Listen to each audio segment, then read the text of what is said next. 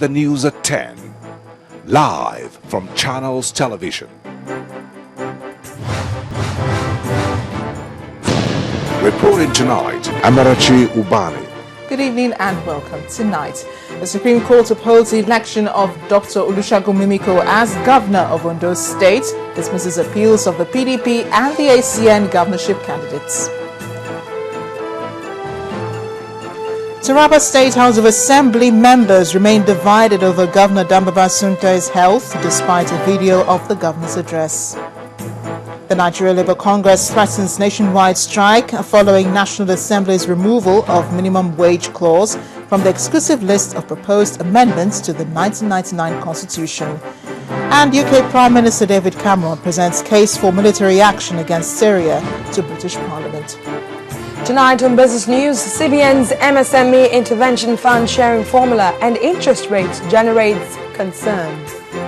And on sports news tonight is Clash of the Titans in this season's UEFA Champions League. 4 former champions drawn together in Group H.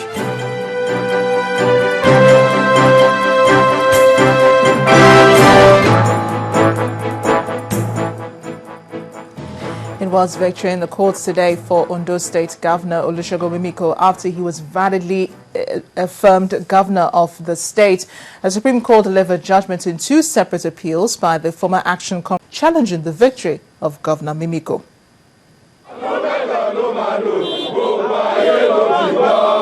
Jubilation and shouts of joy went to the air following the verdict of the court in the Ondo State governorship election.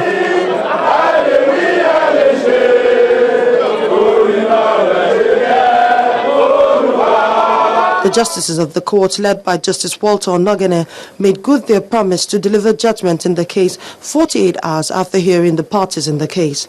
Justice Miriam Dili and Sylvester Nguta, who delivered judgment in both cases, agreed with both the tribunal and the appellate courts that the appeals could not substantiate claims of injection of names into the 2011 voters' register used for the Ondo State governorship election. The court also held that the names which were allegedly injected into the register were not presented to the court but were based on hearsay. Supreme Court determined that the allegation of the injection of foreign names to the voters' register was not proved because the petitioners who raised the allegation were not able to establish that. And also that issue was not a pre-election matter.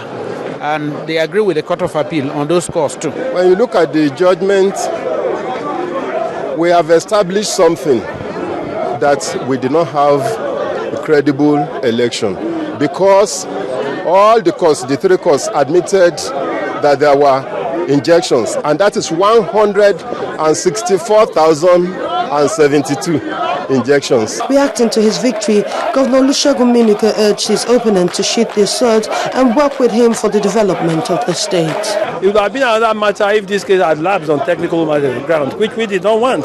We really want judicial pronouncement on this case. So for us, it's a great day, it's a happy day. We thank God Almighty. Now that we have come to the end of it, I think they should bury all the different. Let us join hands together to move our state forward. With this ruling, every opposition as to the validity of the election of Governor Olusegun Mimiko as the duly elected governor of Ondo State has been laid to rest. Amaka Okafo, Channels Television News. From one governor to another following 4 days of speculation about his state of health since his return, the Taraba State Governor, Mr. Dambaba Suntai, finally addressed people in the state yesterday. A brief address had been previously recorded and was broadcast on the state-owned television station in Jalingo. Prior to that speech, the governor is reported to have met with the state's lawmakers and inaugurated the newly appointed secretary to the state government, Mr. Timothy Katabs, as well as the Chief of Staff, Malam Aminu Jika. Governor Suntai is recuperating from injuries he sustained last October when a small aircraft he flew crashed. Meanwhile, some members of the Taraba State House of Assembly have asked the governor to return to the United States to continue his medical treatment. 16 of the 24 members of the Assembly today resolved that the acting governor of the state, Mr. Garba Umar, should continue to serve the state in acting capacity until such a time the governor is capable of administering. In a 3-paragraph statement signed by the 16 members led by the Speaker, Mr. Haruna Sokwa, the lawmakers maintain that having assessed the condition of the governor as at Wednesday, August the 28th, they're not convinced that he authored the purported letter transmitted to the House stating his ability to resume office. But in a swift reaction, a former leader and current member of the House, Mr. Charles Major Kai, in a telephone interview with Channels Television, accused the Speaker of bad leadership and having ulterior motives. He says the governor is fit and capable of resuming his state duties. In the first place, the House of Assembly has no any power to ask the governor to go for medical checkup because it has not been provided for in the Constitution of Nigeria. So we are not his doctors and we cannot ask him to go for medical checkup. Secondly, when we went, he organized all of us. And even the Deputy Speaker was weeping when he saw the governor. So the governor was telling him that, look, sorry in the house, he was telling the house that, don't cry, don't cry. So the governor talked to him. And then almost all of them, the governor organized them and he called them by their names and greeted them and told them that, thank you very much for the visit. So I want to assure you the governor is capable of performing his function as the governor of the state. Even the letter he transmitted to us, he was the one that read the letter first. When he read it, then he signed and then transmitted it to us. So the governor is capable, and even his doctors, they have certified in US that he is capable to assume office. And I want to tell you that there's no division. It is only the speaker that has a very bad leadership. He's the one who is causing this division in the house. It is unfortunate that he is using these classes maybe to achieve something, and he's playing into the hands of chief columnists. He's playing the script of people outside the state, outside the House of Assembly. Well, you were hearing the voice of Mr. Major Kai, a member of the State House of Assembly in Taraba State. But we're staying with that story. The acting governor, Garba Umar, says yesterday's announcement of the dissolution of the state's Executive Council and the appointment of a new secretary to the state government as well as chief of staff should be disregarded. Mr. Umar, in a statement this evening, maintained that the announcement was a mere attempt by a cabal to hijack the machinery of governance in the state and not a directive from Governor Danbaba Suntai. He added that concerted efforts are being made to resolve the ongoing misunderstanding surrounding the return of the state governor. Danbaba Suntai, but he called for greater restraint and vigilance while urging bankers of the Taraba state government to ensure that all financial instructions relating to state government accounts are honoured only if they contain verifiable signatures of the governor and himself. Well, away from Taraba State on to politics now. The planning committee of the Special Convention of the ruling People's Democratic Party has excluded the office of the National Secretary from this weekend's elections.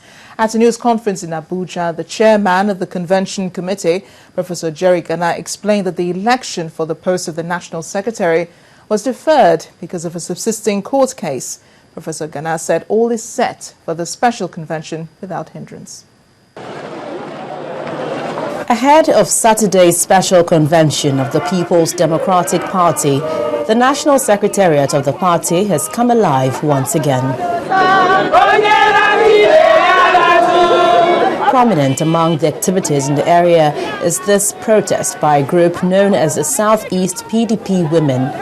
The group is asking the leadership of the party to give room for a free and fair election, just as the party is promising same. We have been suffering for PDP for so many years ago, but we women never benefit anything good from this PDP. That is why we say nobody should step down to each other. Let them go to Eagle Square and conduct the election. Whoever wins the election, let her carry on. That is our own problem. That is where we stand. I'm assured Nigerians and assured our members this time around, every aspirant will be given a very fair treatment. The Electoral Committee being the heart of the matter, since this is an election convention, organized a special training program for electoral officers so as to ensure the conduct of free, fair, and credible elections at the convention. Professor Ghana told journalists about arrangements put in place for the convention. He said elections into the contentious position of the National Secretary of the party has been deferred. Election into the office of the National Secretary has been deferred by the Planning Committee until the final determination of a court case on this matter. As soon as the case is concluded, appropriate decisions will be taken in accordance with the directives of the court judgment when delivered. The special convention will be held on the day the party marks its 14th year of formation and the party vows to enthrone democracy and social justice. We're not done yet with the PDP. Another wave of suspensions has swept through the party, with factional governorship candidate Senator Ondo being the latest victim. His suspension followed the meeting of the National Working Committee to review the Anambra State primaries. The National Working Committee also suspended his brother, Mr. Chris Uba, factional chairman of the Anambra State chapter of the party, Ejike Ogwebego, and 2 others. The suspension, according to the acting National Secretary, Mr. Charles Akitoye, is said to be based on their refusal to appear before the committee over accusations that they organized parallel state congresses.